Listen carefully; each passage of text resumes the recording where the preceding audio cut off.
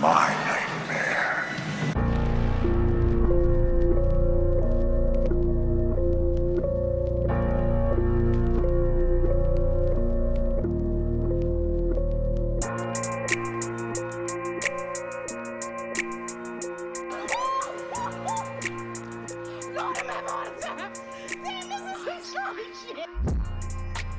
What's up, everybody? It's your boy Trigger Troy, and welcome to my horror podcast where I talk all things scary. Now, if you know me, you know I'm a true man of horror, hence the name, and I'm always down to watch something scary, do something scary, see something scary, like whatever it is, like horror trivia, like all that. I genuinely can't get enough. Halloween is like my favorite time of year, but you already know it's pretty much always Halloween for me. From slashers and ghost stories and psychological thrillers and creature features, I would say my favorite thing is to just chill and watch a fucking scary movie. The crazier the better, the spookier the better, the bloodier the better. Growing up, I was surrounded by horror, and like not in the dreadful, fucked up, life way. Like, yes, I have seen and experienced some fucked up shit, but my mom actually liked horror. I remember Halloween being one of the big ones that I watched with her. My grandma also, she introduced me to more of the wilder shit like, Hellraiser and Wishmaster, Candyman's, your Leprechauns, and stuff like that. And quick note, my grandma was a bit of a hoarder. So her house always had like a lot of shit in it, and it looked so creepy sometimes. So between that and the movies, I was low key terrified some nights of being in her house and watching all this scary shit. But I think I liked it apparently. But yeah, horror is just the best to me, man. Like it's definitely a hobby. Down to scary movie or scary episodes of TV shows. Like one of my all-time favorites, don't laugh at me, I mean it's fine if you do because it's not like I can hear it, but one of my all-time favorite scary episodes of a TV show is I Know What You Did in the Fourth Grade, and it's an episode of Moesha, and it's a parody of I Still Know What You Did Last Summer. It's hilarious, man, and I want to shout out Brandy's mom because I know she definitely had something to do with like pitching the idea for the promo, because if you know the Norwoods, they be on it. But this past year, I actually was in a contest known as Face of Horror. I didn't win, womp womp, but it led me on the road to this podcast. I had created some dope graphics for my campaign, and I also do an annual horror list. Again, as a graphic designer for the past 4 years, I've done my own official scary movie horror list, 31 days, a graphic for each day. And this year is actually my favorite. I did the first year was just the list. The second year was a list and a graphic. The third year was list, graphic, and favorite scene. And then this year was, all of the previous, plus I added a fun fact. I also wrote a guest Halloween blog for a friend of mine, Remy. Shout out to Remy if she's listening. If not, that's cool. But if you are, that's dope. But for Halloween, if you, pay attention to my page, I like to do like top 5 lists and things like that. And so she had reached out and I wrote an article for my top 5 goriest films. And as you can see, like, I'm pretty serious about my horror, so I figured that would be a good place to actually start for the pod. So not everyone can handle the films that I've compiled for this list, so please be warned. But this is going to be my top 5 goriest horror films, and then after, I want to provide a quick little review on Terrifier 2. Don't leave now. The movie's not to come on. Go to the bathroom. Here, take your hot sauce. Hurry up now. Don't be long. Back up. Let him through. All right, so at the bottom of the list, 5th place, and this one is just like a genuine personal favorite. Again, shout out to my grandma because she was the one who introduced me to it. 5th place, we start with Hellraiser. Hellraiser, late 80s horror icon, aka Pinhead, came on the scene and like smashed expectations. Clive Barker's tale was already twisted. If you've read the book or heard of the book, it was pretty fucking twisted. But like once it was brought to the screen, it just became like grotesque. Like I'm almost certain that some of the stuff and the film uh, just was way worse, right? And I remember watching a documentary where he actually mentioned how some of the visuals were inspired by S&M and like those BDSM clubs and stuff like that. And I just remember seeing the Cenobites and being creeped the fuck out, but like also hooked on it. Like I wanted to see more, but it was also like, please don't show me anymore. And you know what, Kirsty, sorry, I was gonna say Christy. Kirsty is one of my favorite final girls. Pinhead is also one of my favorite horror killers. So all around, definitely a great watch. I want to say my favorite scene is Frank's body reformation. The amount of blood, semen, and just straight up body goo is gross. Like, and keep in mind that scene is like within the first 20 minutes of the movie, so you got a lot more movie to go. And like in comparison to a lot of newer movies, it holds up pretty well. And the look of that scene, just definitely check that one out if you have not. But if you haven't seen it, shame on you. Fourth place, I want to hop on over to Saw franchise with Saw 3. This one was like fresh off the heels of Saw 2, which was the initial film, or at least that I believe, that truly brought Saw into the horror fold. The thing about the first one was it was good, but I think it wasn't until that twist ending that it really was like, oh, Saw. Okay, well, what the fuck is this about? And then Saw 2 was, the first full Saw film, I feel like, that really cemented its spot. So with Saw 3, it just doubled down on what the second one offered. So if you're a Jigsaw fan, I think that you can agree with that. While the second one, gave us a higher kill count and more creative kills, the third one doubled that shit. Like, again, it upped the body count and just brought the type of blood and like straight sickness that Saw would eventually become known for. It's like on full display here. My favorite scene is the rat kill. First off, sorry to my fellow black man, always rest in peace to a fallen one in horror. But Timothy, I'll say Tim because I hate saying Timothy for some reason. It sounds old. I don't know. But he's strapped to a crucifix-like trap and his arms are stretched out.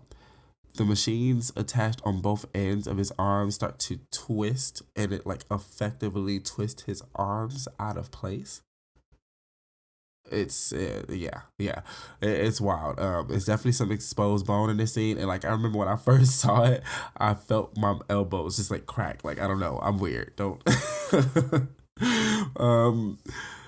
Third place, I want to hop on over to another personal favorite. I mean, obviously if it's on this list, but I love this whole like franchise, and that's Evil Dead. This one is specifically the 2013 remake, though. Okay, listen. When I tell you this movie hit me like a ton of bricks, like I've been saying, I'm a true man of horror. So, of course, I'm a fan of the Evil Dead series, the movies, the TV show. And I love Sam Raimi. I love Bruce Campbell. So, with that said, I'm not so much of a fan of remakes. There are good ones, but us horror fans, like, the remakes aren't always done right? And I can honestly say I didn't have high hopes for this. Especially around the time it came out, I was just like, oh yeah, it's just gonna be another one of those jump scare films. Like, I'm gonna go see it, but I don't think it's gonna be good. Bruh, I was so fucking wrong.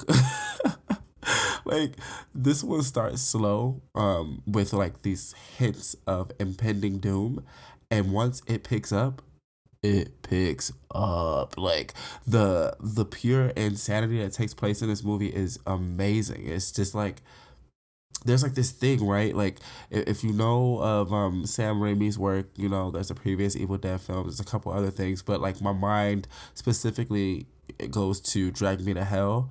Um, it's like these intensified camera movements that he does and like zoom ins that like make the moment 10 times more extreme. And Fede Alvarez, he did an amazing job at making that type of movement even more extreme. Like it's already intense. And I need to really like look up that technique specifically so that I can understand exactly what it is. But again, if you've seen Drag Me to Hell, if you've seen this Evil Dead or any of Sam Raimi's other work, then you have an idea what I'm saying. My favorite scene with this one is when the nerd friend who totally fucking deserved it because the book was literally barbed fucking wired. Like, bro, leave it alone. But when he's attacked by his, I want to say girlfriend because they never really go into it, but after she turns into a deadite, and it's a wild scene, man. It's like broken mirror glass used on faces and surgical needles and eyes, toilet bowl top smash in the heads. It's a blood fest. And mind you, this is actually one of the less bloodier scenes in the movie. Like this movie, it fucking delivered, man. It delivered. Definitely check that one out if you haven't either. And to hop back on to Saw 3, see that too if you haven't. And if you haven't, again, shame on you. Shame. In second place, if you know gore and horror, then you definitely know this was coming. You're probably sitting there like, damn, where is that? Where is that? Well, here it is. Hostel. This movie, when I first saw it, I think I may have thrown up in my mouth a little bit. It'll definitely make you say what the fuck every few minutes once it gets to the point. Like before this film, I hadn't seen anything like it. The first film that's the film that's in first place is definitely more gorier than this, but it's older and I didn't see it until years after this. So again, up until this point, I was just blown away. Like I think of the scene with the Asian woman and her eye. Oh my God, literally, I'm like clutching my eyes right now. That shit is sick. It was so sick. It was so sick. And this is also why I'm terrified of traveling overseas sometimes. Like depending on the place, like just please don't kidnap me and cut me up. That's fucked up. Like I just don't ever want to be kidnapped and cut up. By rich people and some fucking weird bunker somewhere. Like just don't. And I'm dark skinned. Like depending on where I'm going, they probably already hate my ass and I gotta watch it. I don't know. You just anyway, the amount of like pure human mutilation that takes place in this movie is overwhelming at times. Like at least if you're one of those people, because I have seen people, straight face it, but I'm one of those people who can feel what's happening on screen. Like I swear to God, like I like it felt like my eye was being fuck, I can't even finish a sentence. God damn it. Okay. And yet people like me line up to watch it again and again, right?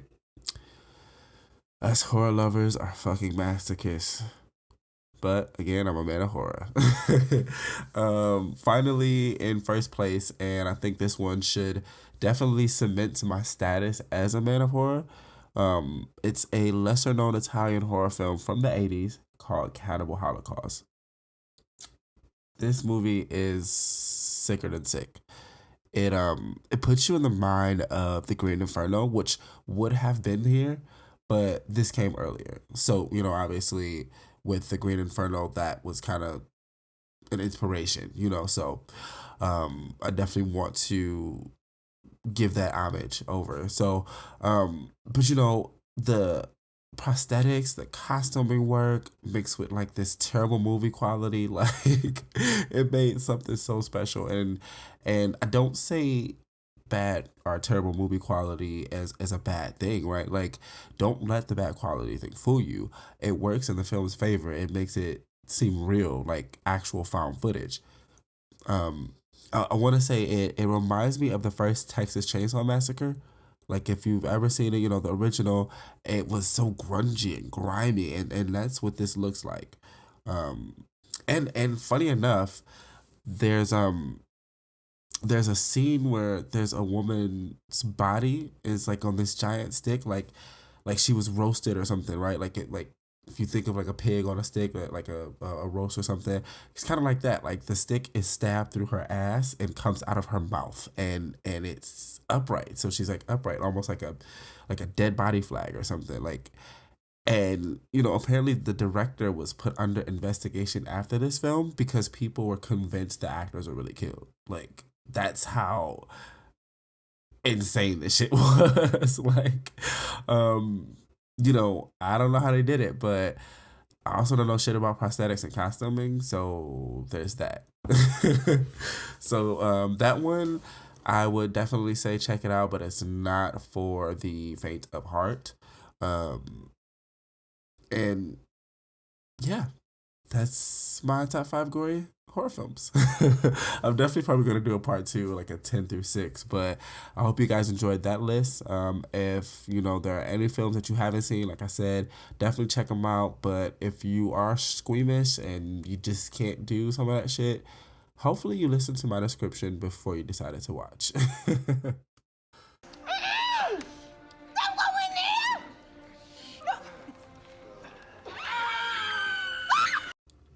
Now, speaking of squeamish and just like, you know, fucking gore, let's get to this Terrifier fucking 2 review. Man, like, if you know about Art the Clown, you know he is completely unhinged and most of the time totally unsettling. Like, I don't know, like I just I get chills, right? Like he's just a fucking creep, man, and um I love it, you know, for horror obviously, but like if I ever encounter that motherfucker in real life, like other way, bro. But you know, this film is no exception to the rest. You know, there is the trilogy, All Hallows Eve, Terrifier, and then this Terrifier 2.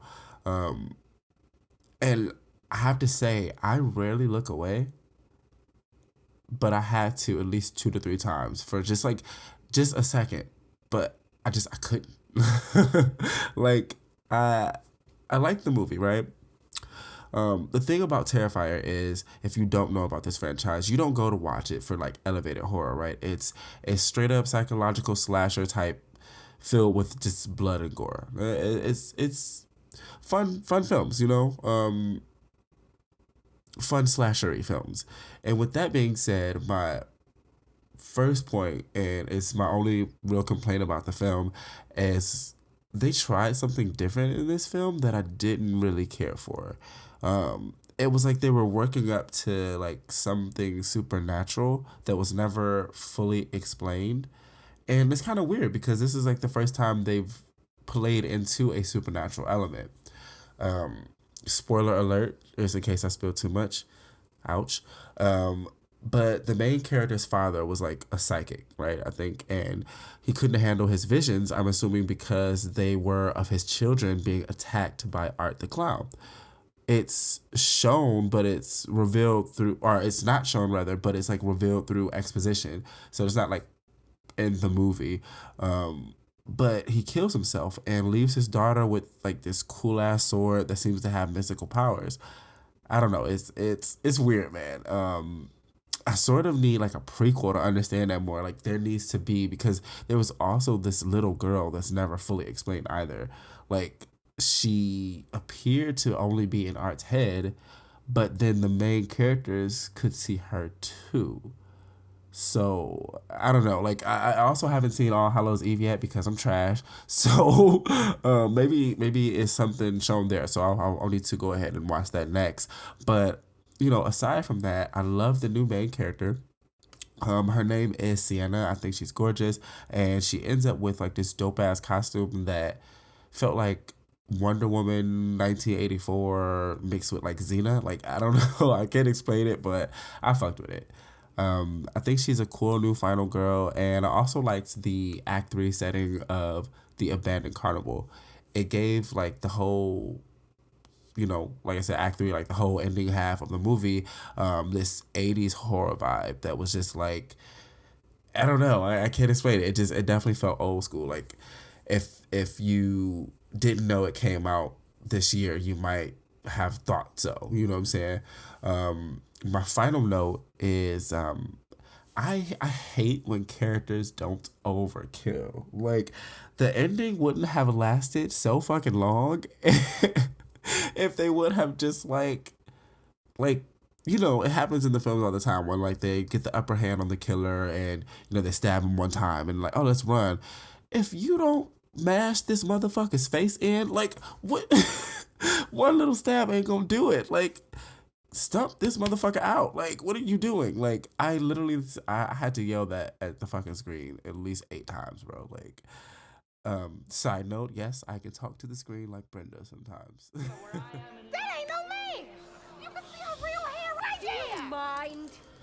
Alright, so I decided to give Terrifier 2 a 4 out of 5.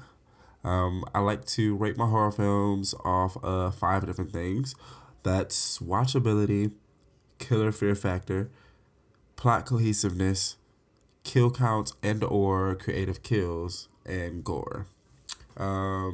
So this one, like I said, 4 out of 5. I'll explain which stars it got and, you know, which star it didn't get.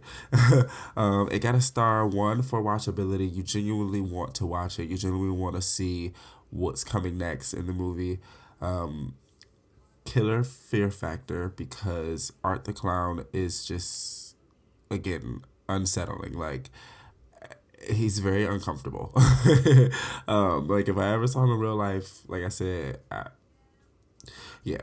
Anyway, 1 for gore because, you know, again, if you know the Terrifier films, the shit that shit's gory. It was like, I think in the first one, there's a scene that, yeah, I just watch the first one. It's so much fucking blood in that movie.